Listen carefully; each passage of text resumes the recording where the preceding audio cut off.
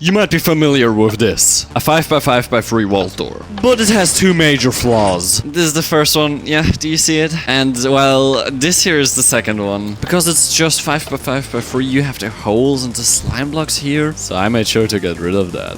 This is a crafting table. This is a 5x5x5 vault door. Seamless, no holes, from behind, covered up as well. But Pepe, how does this block in the middle work? Like earlier right here, it is 2 blocks above the ground. What are you gonna do? Yes, a triple piston extender. If we zoom over here, here we have the first prototype of the triple piston extender. As you can see, right here it's in the ground, and then right here it's 2 blocks in the air. How does this work? Hello, Frog. As for scale, this is the height where you have to get the block, and we need, look at this. So first off we activate this, and then this. But there's a problem. This here is already the height where our ground is. Excuse me, Mr. Frog, I'll thank you for jumping over. As you can see, we have to activate this up there at least once. Well, mainly just once. How are we gonna do that? Well, look at this here. This mechanism right here does exactly that. The way this gets activated is that the slime block pushes the block upwards that we need up there to be activated. That's the magic behind this triple piston extender. And here is the first iteration. As you can see, there are 3 different things. With the first one, I had the problem of this one block. Yes, one block made me redesign the whole thing. Let me show you. So this basically works like a charm.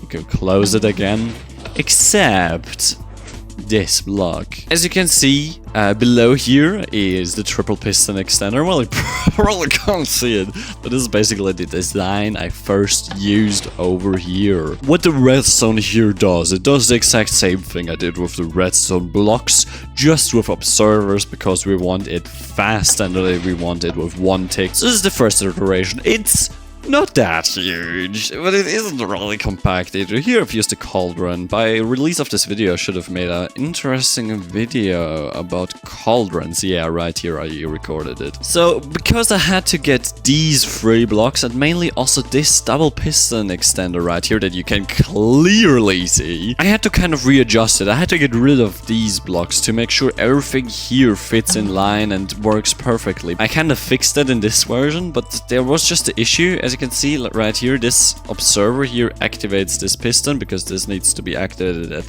that specific height. This obsidian, this just needs to be activated here twice, so you cannot fit a double piston extender, making this absolutely impossible to get rid of. So I had to completely redesign it and make sure it goes from above downwards, because right now this middle block is being pulled upwards. This is also the reason, right here you can see, here's the triple piston extender. This is the reason you have even this free space here. It has been a problem, but now it's an aesthetic addition. So I had to kind of design this. I spent I don't know, an hour or so designing this stuff and reworking this, and then I had to get something new. But this is a completely different design. As you can see, this is so different from the other one.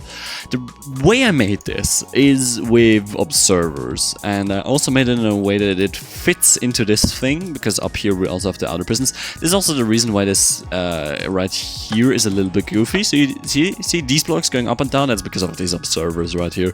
I had to use those. Where I originally got this from was from some time in the past, where I made a triple piston extender horizontal, somewhere around here. Let me find it. There's just so much over here. Yeah. This is the triple piston extender that I made over here. It is basically, it's really fast. Look at this. It's super fast. It is really similar, just that it is horizontal, making it a little bit easier. And I did not have to account for, yeah, well, this being in a machine and this being vertical and all of that stuff. Because, you know, I also have the slime block added, because that's to avoid the double piston extender. I couldn't really do that here, the slime blocks, because then there would be a hole in the ground, so I had to do it from above. So that's how that came to be. Here, yeah, I copied it over, because I have world edit, so I basically copied this over, edited it tons. The only things that stayed was parts of this orange line. Also the double piston extender. I basically used this design, which is okay, I could have also used, well, this is vertical. I could have also used this design, but yeah, I kind of forgot that design existed. I just figured, I remembered it because I just recorded a short about double piston extenders. But yeah, this is basically the design I used.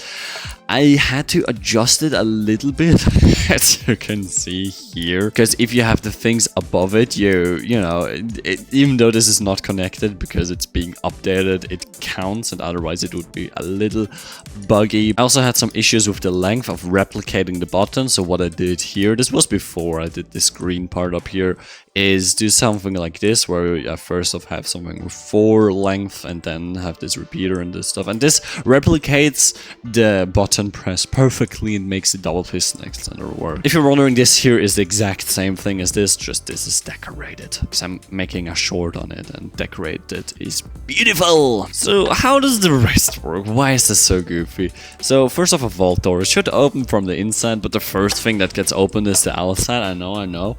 This is mainly because I just connected the outsides first. It was the easiest. It's just one piston, and the other things all take so long. I could have put an extender to it. It wouldn't be that complicated, and it would maybe make the machine more beautiful, but it would make it less compact. So what do we have here? It is mirrored, so on both sides we have all the pistons here pushing just one block upwards, one block away.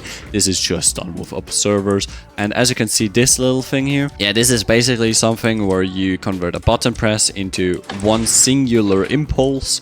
This is really useful for exactly stuff like that, and this is also the reason I had to make this thing, because I made a one tick impulse into a button long impulse. As you can see, this right here is a little bit longer, and this just makes it work. Second layer, we have these 2 double piston extenders down here. I basically used this design. It's good enough. I powered both of these pistons with one set of servers. I just needed, I like to use target blocks because, like, the redstone goes to the target block. Yeah, if you're wondering, yeah, no, this does not interfere with this, because if redstone goes in a block, you need a redstone repeater to go forwards and use those so that the signal that gets sent to this block doesn't go to the ones on the side, it just goes this way. I love target blocks. This is one of the best redstone blocks ever. So then what did I do with the middle? Well, here we have the double piston extenders again, but this time right here with honey. I've connected these 3 with honey blocks. Same thing on this side, it's just a little bit different. I could have done both the exact same way. The reason I did this a little bit different was because up here I needed this space from down here, because I still had the triple piston extender below. So these don't need to be like this. This could just be like this, mirrored here. Obsidian, again, very useful. The reason I'm also using terracotta right here, glazed terracotta, is because it cannot be moved by slime or pistons. Well, it can be moved, but it isn't affected by slime, so it can be pushed, but it cannot be pulled. So that's also the reason why we have it in here on these sides. Also, I'm gonna show you this in a second. So now we've basically covered everything. We've covered these things on the sides, and this is how this goes downwards. And now it's just this thing, the triple piston extender, which I just hooked up here. It works perfectly. This thing, this line that you see here, mainly this one, not this one. This is like a wood button, this is stone button. Stone button is faster a little bit, I think 10 ticks, wood button is 14 or something. So I did this. What the tree doing? What the wood? If wood and leaves get updated, and up to 6 blocks, it can be detected by an observer if it is being updated. It's like a tree, a tree being formed, and this can be detected and then sent over. This is a way I like to just send up a signal really compact. Like, I just activate this down here once, and then just one block line straight up getting activated here. Then I just build some stuff around it, and here all the diamond blocks are the blocks being moved, all the other blocks are not being moved, and this just works perfectly. You just have to make sure to not press this twice, and just always wait until it's done. I will build this in a server. I built this in a server recently in the Crafter SMP. If you're wondering about a door where you can press the button any times that you want, how often you want, which side you want, this is your door right here. This is a 3x3x3 vault door, very beautiful. I built it on a server where a person continued to just break it by pressing all of these buttons, so I made sure to make it foolproof. This is 3x3x3, the other is 5x5x5. If you want to build this in your base, I know it's not very compact, you can watch the video on screen right now. It's a pretty old video, but have fun. Goodbye. Subscribe.